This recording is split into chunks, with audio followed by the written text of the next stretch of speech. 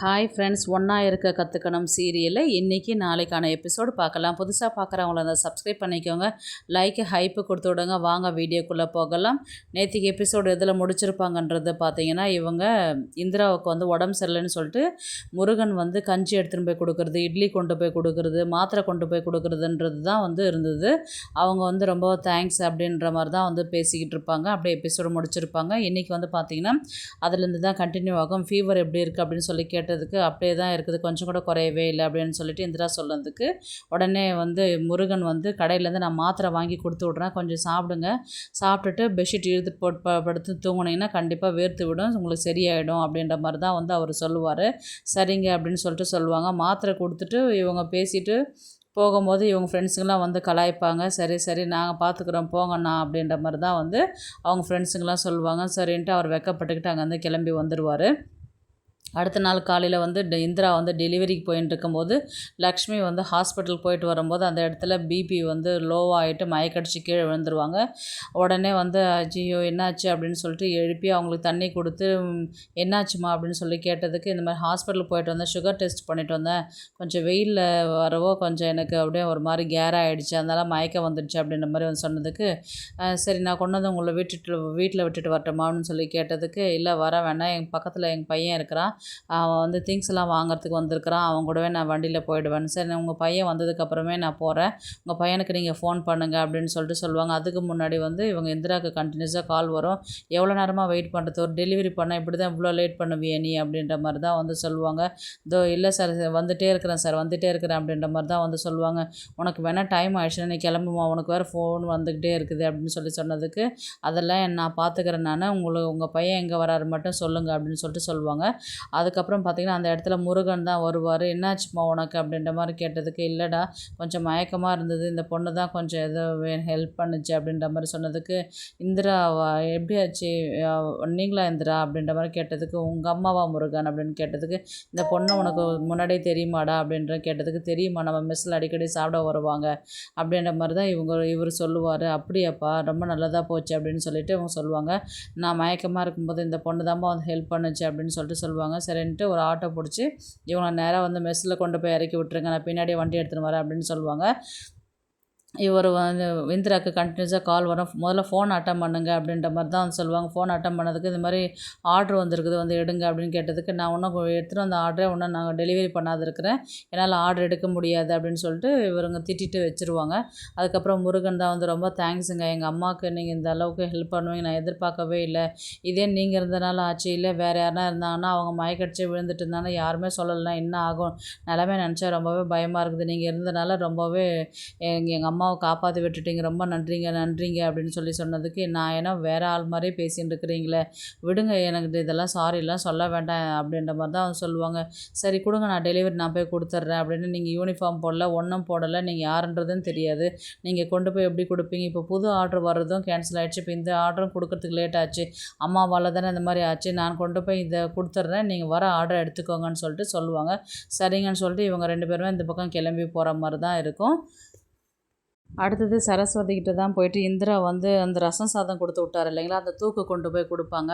அக்கா இந்தாங்க உங்களுடைய தூக்குன்னு, என்னுடைய தூக்கு நான் இதெல்லாம் நேற்று காணோன்னு தேடிட்டு இருந்தேன், இது எப்படி உனக்கு வந்தது, பார்சல் இப்படி உனக்கு கட்டி கொடுத்தாங்களா அப்படின்னு கேட்டதுக்கு அப்படியே பார்சல் கட்டி கொடுத்தா கூட கவரில் தானே கட்டி கொடுப்பாங்க, இது என்ன பாத்திரத்தை தூக்கு எடுத்துகிட்டு போயிருக்கிற நீ அப்படின்ற மாதிரி வந்து கேட்டதுக்கு இல்லை முருகன் தான் கொண்டு வந்து கொடுத்தாரு, தூதுவளை ரசம் வச்சு சாதம் போட்டு கொஞ்சம் கொண்டு வந்து கொடுத்தாரு, எனக்கு உடம்பு சரியில்லைன்னு இப்போ உடம்பு நல்லா ஆயிடுச்சு அதனால் பாத்திரம் கொடுத்துட்டு போகலான்னு வந்தேன் நான் அப்படின்ற மாதிரி கேட்டதுக்கு இதென்னா பாத்திரம் வெயிட்டாக இருக்கிற மாதிரி இருக்கே அப்படின்னு, பாத்திரம் கொடுத்தா எதனா ஒரு பொருள் கொடுக்கணும் அதுதான் முறை, அதனால் நான் கடலை மிட்டாய் வாங்கிட்டு வந்தேன் அப்படின்ற மாதிரி எங்கள் வீட்டில் இருக்கிறவங்களுக்கு எல்லாருக்குமே பிடிக்கும், ரொம்ப தேங்க்ஸ்மா, நான் இதில் நான் ஒன்று எடுத்துக்கிட்டோமா அப்படின்ற மாதிரி கேட்பாங்க. சரி சாப்பிட்டுட்டு போகலாம் வா அப்படின்ற சொல்லி சொன்னதுக்கு நானும் அதுக்கு தான் வந்தேன் அப்படின்னு சொல்லுவாங்க. அப்புறம் 2 இட்லி வடை வேணும் அப்படின்னாங்க. இவங்க உட்காந்து சாப்பிட்டுட்டு இருக்கும்போது உனக்கு சமைக்க தெரியுமான்னு கேட்டதுக்கு சமைக்க தெரியும், கூட்ட தெரியுமா, பெருக்க தெரியுமா, காயெல்லாம் கட் பண்ண தெரியுமா அப்படின்னு சொல்லி கேட்டதுக்கு இவங்க எல்லாமே எனக்கு தெரியும் தெரியும் அப்படின்னுவாங்க. அப்போ எங்கள் வீட்டு மருமக நீ தான் அப்படின்ற மாதிரி தான் வந்து அவங்க சரஸ்வதி வந்து சத்தமாக வெளியில் சொல்லுவாங்க.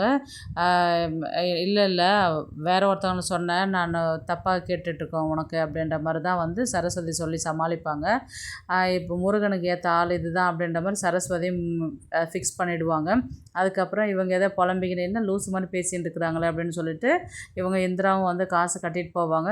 வேறு ஒரு கஸ்டமர் வந்து சாப்பிட்டுட்டு காசை கொடுக்கும்போது காசு அவங்களுக்கு அதிகமாக சொல்லுவாங்க. அந்த நேரத்தில் இந்திரா வந்து கணக்கு நீங்கள் தப்பாக சொல்கிறீங்க, கரெக்டாக போடுங்க அப்படின்னு கந்தசாமிக்கிட்ட வந்து சொல்லுவாங்க. கந்தசாமி வந்து ஆமாம், அது எப்படி என் கணக்கு எப்போவுமே தப்பானதே கிடையாது அப்படின்னு சொல்லிட்டு சொல்லுவாங்க. கணக்கு போடும்போது பார்த்திங்கன்னா தப்பாக தான் வரும், 25 ரூபா அதிகமாக போட்டு சொல்லியிருக்கிறேன் அப்படின்ற மாதிரி சொன்னதுக்கு மன்னிச்சிருங்க, ஏதோ கூட்டுற அவசரத்தில் தப்பாக சொல்லிட்டேன் அப்படின்ற மாதிரி சொல்லுவாங்க.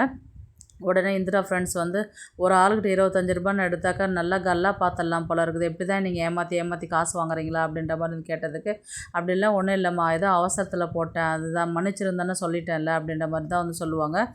அதுக்கப்புறம் அவங்க அந்த சமயம் பார்த்து பில்லு போடு அப்படின்ற மாதிரி தான் அவங்க சொல்லிவிட்டு அவங்க கிளம்புவாங்க. ஆல்ரெடி வந்து கந்தசாமிக்கு இந்திரா மேலே ஒரு தப்பான அபிப்பிராயம் தான் இருக்குது. ஏன்னா ஃபஸ்ட்டு வந்து சூப்பர் மார்க்கெட்டில் வந்து ஒயின் கேட்கும்போது இந்த பொண்ணுக்கு ஒரு குடிகாரின்றதும், செகண்டு கோர்ட்டில் வந்து பார்க்கும்போது ஒரு சண்டை போடுற ஒரு திமிரு பிடிச்ச பொண்ணு அப்படின்ற மாதிரியும், மூணாவது வந்து பார்த்திங்கன்னா இந்த மாதிரி கணக்கு போடுற இடத்துல நம்மளை வந்து அசிங்கம் பண்ணிடுச்சு அப்படின்ற மாதிரி இந்திரா மேலே வந்து ஒரு தப்பான அபிப்பிராயம் வந்து ஒரு கோபம், ஒரு ஆத்திரம், இது திமிரு பிடிச்ச பொண்ணு அப்படின்ற மாதிரி தான் வந்து அவர் எதிர்பார்த்துட்டுருப்பார். அவங்களுடைய கேரக்டர் இப்படி தான் இருக்கும், இதெல்லாம் நமக்கு குடும்பத்துக்கே செட் ஆகாது அப்படின்ற மாதிரி தான் வந்து இவங்க இருப்பாங்க. உடனே வந்து பார்த்திங்கன்னா தயவுசெய்து முதல்ல இங்கேருந்து கிளம்புங்கம்மா நீங்கள் அப்படின்ற மாதிரி தான் வந்து இவர் கந்தசாமி அவங்கள அனுப்பி விட்டுருவாங்க. அடுத்தது வந்து ஆட்டோவில் வந்து இறங்குவாங்க லக்ஷ்மி. என்ன லக்ஷ்மி நடந்து போனேன் ஆட்டோவில் வந்து இறங்குற அப்படின்ற மாதிரி நடந்த விஷயத்த வந்து சொல்லுவாங்க. ஐயோ என்னாச்சு, இப்போ எப்படி இருக்குது, பரவாயில்லையா, யாருன்னா போகும்போது கூட்டிகிட்டு போக வேண்டியது, சரஸ்வதி கூட்டிகிட்டு போக வேண்டியது தானே நீ அப்படின்ற மாதிரி கந்தசாமி சொல்லுவாங்க. அவள் கொஞ்சம் வேலையாக இருந்ததுனால விட்டுட்டு போனாங்க, இதை போயிட்டு வந்துடலான்னு சொல்லிட்டு தான் போனேன், கொஞ்சம் மயக்கமாகிடுச்சு, ஒரு பொண்ணு தாங்க காப்பாற்றி என்னை கொண்டு வந்து ஆட்டோவில் சேர்த்து விட்டுச்சு அப்படின்ற மாதிரி தான் வந்து சொல்லுவாங்க. அப்படியா அப்படின்ற மாதிரி தான் வந்து சொல்லுவாங்க. சரி சரி நீ உட்காரு, முதல்ல தண்ணி கொண்டு வா சொல்கிறேன், சரஸ்வதி தண்ணி கொண்டு வா அப்படின்ற மாதிரி தான் சொல்லுவார். அதுக்கப்புறம் தண்ணி வாங்கி குடிச்சிங்கன்னா அத்தை வாங்க நீங்கள் கொஞ்ச நேரம் படுங்க நான் பார்த்துக்கிறேன் அப்படின்ற மாதிரி அவங்க சொல்லுவாங்க. அதுக்கப்புறம் வந்து பார்த்திங்கன்னா அடுத்த நாள் வந்து மறுபடியும் இந்திரா தான் சாப்பிட்றதுக்கு வருவாங்க. என்னை ஒரு பொண்ணு காப்பாற்றுச்சுன்னு சொல்லிட்டு சொன்னேன்ல, அது இந்த பொண்ணு தாங்க அப்படின்ற மாதிரி தான் அவங்க சொல்லுவாங்க. இந்த பொண்ணா, இது சரியான வாயாடி திமிரு பிடிச்சதாச்சு, இதே உன்னை காப்பாற்றுச்சு அப்படின்னு சொல்லிட்டு அவர் மனசில் நினச்சிப்பார். ரொம்ப நல்ல பொண்ணுங்க, நல்ல குணமும் இருக்குது, ஒழுங்காக பொறுமையாக அவ்வளோ சாந்தமாக பேசுது என்கிட்ட அப்படின்ற மாதிரி வந்து சொன்னதுக்கு எல்லாமே ஆப்போசிட்டாக கந்தசாமி பார்த்ததுனால அந்த விஷயத்தை அவர் ஏற்றுக்கவே மாட்டார். பேசாத நம்ம முருகனுக்கு இந்த பொண்ணை கல்யாணம் பண்ணி வச்சிடலாமா அப்படின்ற மாதிரி தான் வந்து இவங்க லக்ஷ்மி வந்து சொல்லுவாங்க. இந்த பொண்ணா, ஆத்தாடி இந்த பொண்ணு எனக்கு தயவுசெய்து என் குடும்பத்துக்கு தேவையே கிடையாது அப்படின்ற மாதிரி தான் சொல்லுவாங்க. உடனே இந்த விஷயத்தை சரஸ்வதி கேட்டு ஆமாங்க அத்தை, எனக்கும் அந்த பொண்ணை பிடிச்சிருக்குது, எல்லா வேலையும் செய்யும் போல், நானும் எல்லாத்தையும் விசாரிச்சுட்டேன் நான் அப்படின்ற மாதிரி சொன்னதுக்கு இது எப்படி அப்படின்ற மாதிரி தான் அவங்க கேட்பாங்க. அதெல்லாம் ஒன்றும் இல்லாத, அதெல்லாம் எங்களுக்குள்ளே சீக்ரெட்டு, அதெல்லாம் இதை நான் விசாரித்து வச்சுட்டேன், எனக்கு என்னவோ அந்த பொண்ணு நல்ல பொண்ணாக தான் இருக்குன்னு தோணுது, பேச நம்ம முருகனுக்கு அந்த பொண்ணே முடிச்சிடலாமே அப்படின்ற மாதிரி தான் வந்து சரஸ்வதியும் சொல்லுவாங்க. எனக்கும் அதுதான் சரின்னு படுதுடி, சரி நான் மாமா கிட்ட பேசி பார்க்குறேன் அப்படின்ற மாதிரி வந்து சொல்லும் போது கந்தசாமிக்கு வந்து இது கொஞ்சம் பிடிக்காத விஷயமாக தான் இருக்கும்.